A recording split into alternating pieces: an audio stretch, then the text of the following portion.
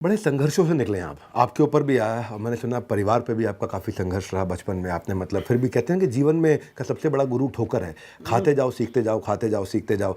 तो आपका बचपन बहुत मुश्किलों में गुजरा, पिता के पास स्टेबल जॉब नहीं थी, चीज़ों का अभाव था, पेंसिल तक आपको आधी करके दी जाती थी और कुछ सादे पन्ने आपको मिलते थे तो माँ उनको जोड़ करके सिल करके दिन में हम लोग बटोर के लाते थे। घर के आगे कॉलेज था तो वो जो कुछ के किताब जो फेंक देते थे कॉपी, तो उसमें जो सादा रहता था उसको फाड़ ले आते थे और उसको सिल के मम्मी दे देती थी।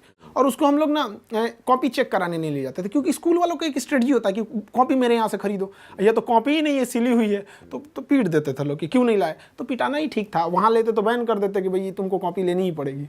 और आप आर्मी ज्वाइन करना चाहते थे, ज्वाइन नहीं कर पाए? अरे मेरा हाथ ये अजीब डिजाइन का है, मतलब हमको बस आर्मी ही चाहिए थी और कुछ भी नहीं चाहिए। हम जब 10th में पढ़ते थे तो जो एनसीसी में गए थे तो शूटिंग जब दिया गया, बहुत बेहतरीन शूटिंग किए। तो जो कर्नल साहब थे हम लोग के उस समय, जो कर्नल थे, कर्नल उदय सिंह राठौर, हम लोग के सीओ साहब थे वहाँ पे, वो बुलाए करेगा क्या तू आगे।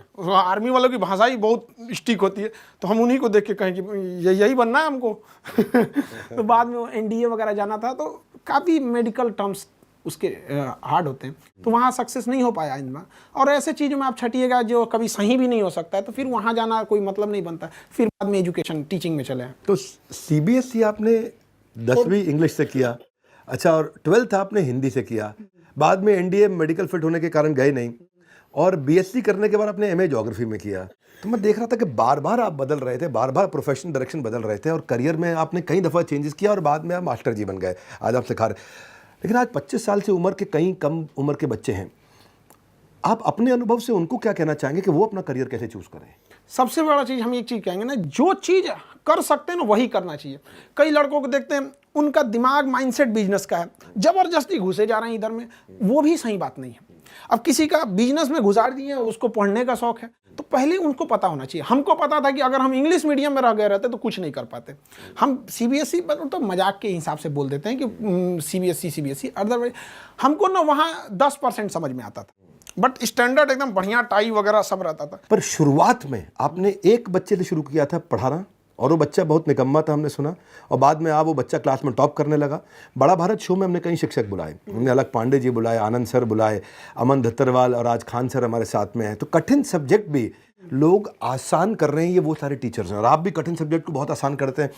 पर दूसरी तरफ स्कूल कॉलेज में आज भी रट्टे की बातचीत हो रही है, भले टॉपिक समझ में आए ना आए। तो आपको क्या लगता है क्या कमी है एजुकेशन सिस्टम में? आपको आज एजुकेशन सिस्टम समझाना है मुझे, एक लाइन में अगर आप ये समझाएं कि एजुकेशन सिस्टम में ये कमी दूर होनी चाहिए, बहुत जरूरी है, क्योंकि शिक्षक ये ठीक से नहीं समझ रहे हैं। तो शिक्षक के बारे में क्या कहना चाहेंगे? देखिए, शिक्षा से आप रोजगार पा सकते हैं, बट ये रोजगार का अवसर नहीं होना चाहिए। आपके अंदर वो क्वालिटी है कि आप शिक्षक बन सकते हैं तो ही जाइए, प्लीज। हम सबसे कहते हैं, आप पैसे के लिए जा रहे हैं तो ये आप भविष्य के साथ खेल रहे हैं, बच्चों के भविष्य के साथ नहीं, इस देश के भविष्य के साथ। ये देश एक ट्रेन है जिसके चक्के के रूप में वो विद्यार्थी है जो अपने घरों में बैठा हुआ है, आप उसके साथ नहीं खेलो। आपको वो पैशन होना चाहिए। आपका 10 काम छोड़ के अगर आपको लगे कि नहीं, अगर बोला जाए कि अगर आपको आज लास्ट डेट है तो आपको ये होना चाहिए कि जो चीज जाने है उसको धड़ल्ले से फेंक दीजिए स्टूडेंट के पास, जाओ भाई अब जा रहे। तो ये डेडिकेशन होना चाहिए वहां पे। पैसे के लिए होगा तो ये क्वालिटी गिरेगी।